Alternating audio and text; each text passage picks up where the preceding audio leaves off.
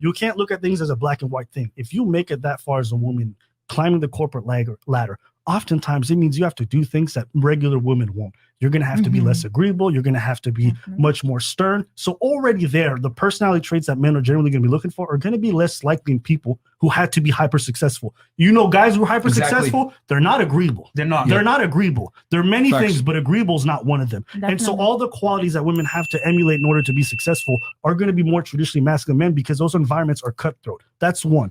Two, yes, if I met a woman and she was very feminine and she made as much money and all this other stuff, fantastic. But as a wife, she's going to have to work a lot. So she can't be home to handle the kids. Not necessarily. No, because a lot of women leave things are changing for motherhood. You know, you need to be with that. A kid is super needy.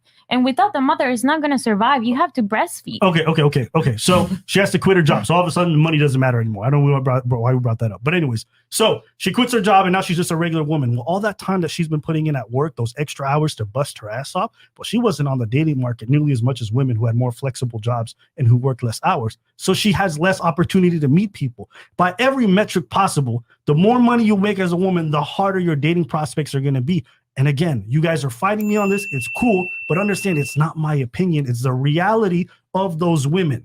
What if she has a course that's making her $200,000 and that course is evergreen, running on its own, and works 4 hours what if she's got a genie's lap and she rubs it 3 times? Like, listen, we can talk about that. I'm not even going to front you. I love Dungeons and Dragons. I love fantasy. So we can talk fantasy if you want. It's not changing. Understand, if my pool of women is anybody who makes anything, okay? So that's 100 women. They make any, I don't care. I don't care how much money they make, okay?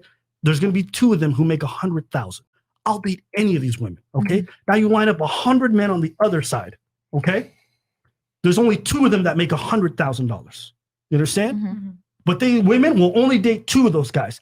I, as a man, have 100 women to pick from. Those 2 women only have 2 men to pick from. And those 2 guys are looking at all the other women, and all those women are looking at them because they make the most. Do you not understand how mathematically it's not in your favor? Do you understand that?